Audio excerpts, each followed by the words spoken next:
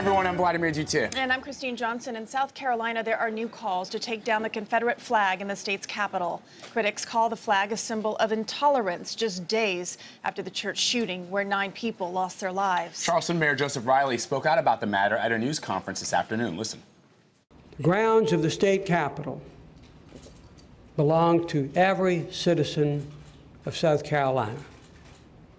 It is quintessentially the most public place in our state.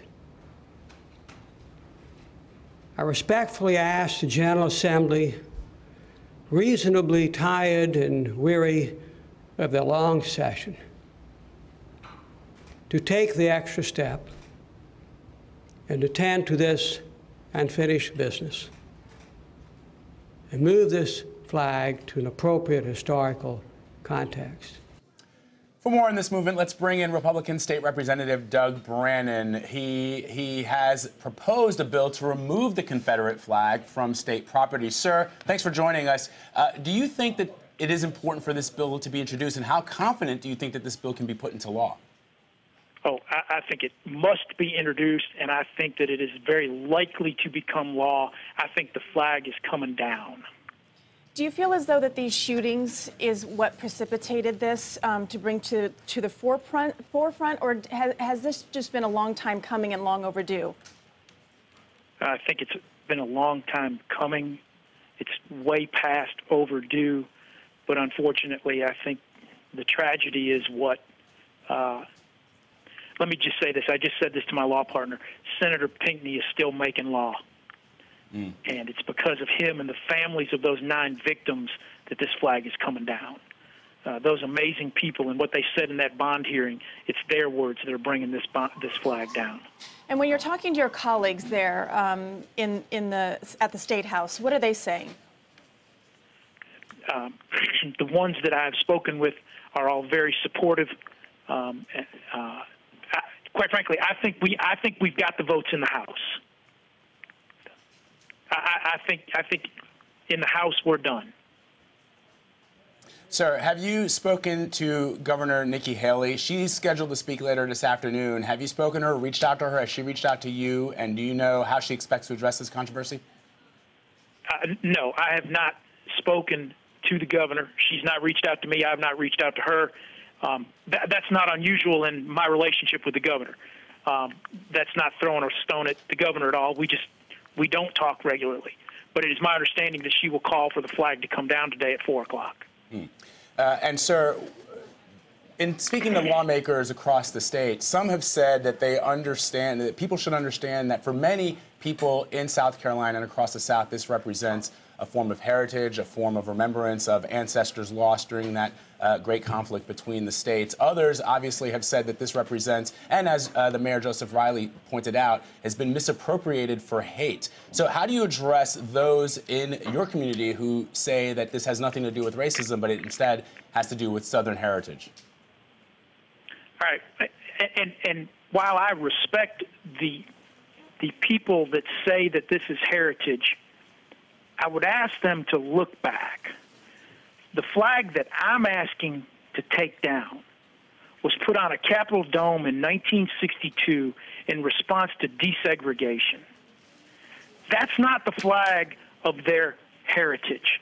That's the flag of white resentment in the face of desegregation.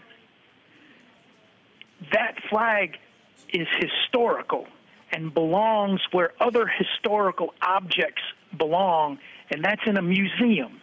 It doesn't belong on public land because that land is for all of the people of the state of South Carolina. And if one of them finds it offensive, it needs to leave that land. Sir, I think you make a great point. In fact, many people are unaware of the fact that in modern times, the battle flag of the Confederacy has been used, as you rightly point out, in an effort to resist the federal government's overtures on desegregation of schools, and has been used at Klan rallies and other hateful movements across this country. So we really thank you for pointing that out.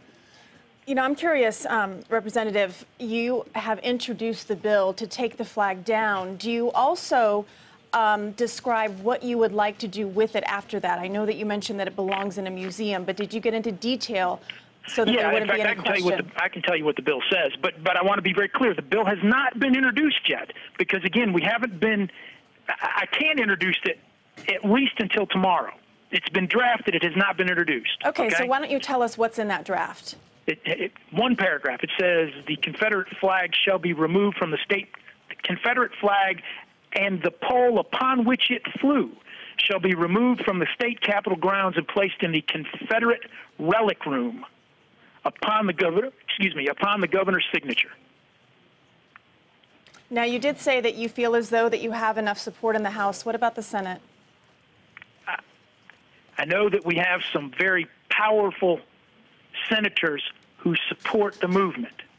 I can't give you a concise count, okay? I know that we've got some power behind us. 35 or 40 minutes ago, I spoke with a former lieutenant governor who supports my bill and my goal. He happens to be the brother of a very powerful senator. So, I hope that we've got what we need in both chambers. I'm confident that we have it in the House.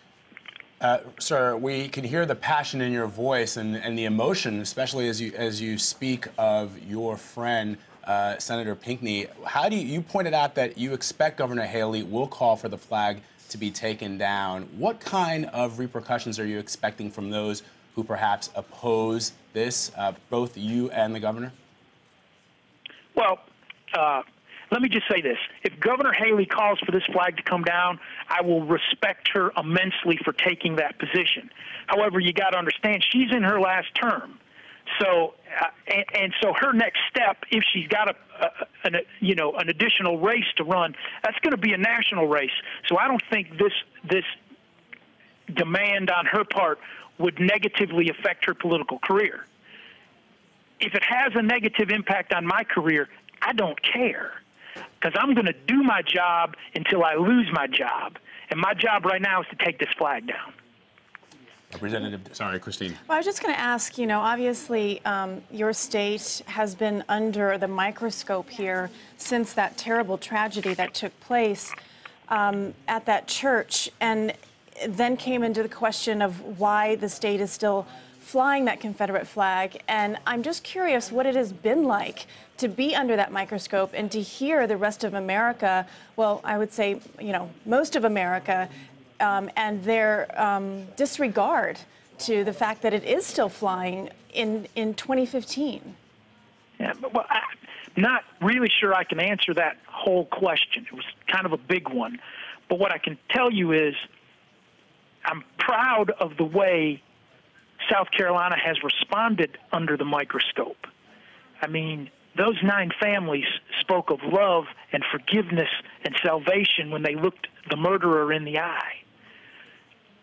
South Carolinians have been holding hands instead of punching faces, have been singing songs instead of burning cars. I'm proud of what the microscope has seen of the people of South Carolina.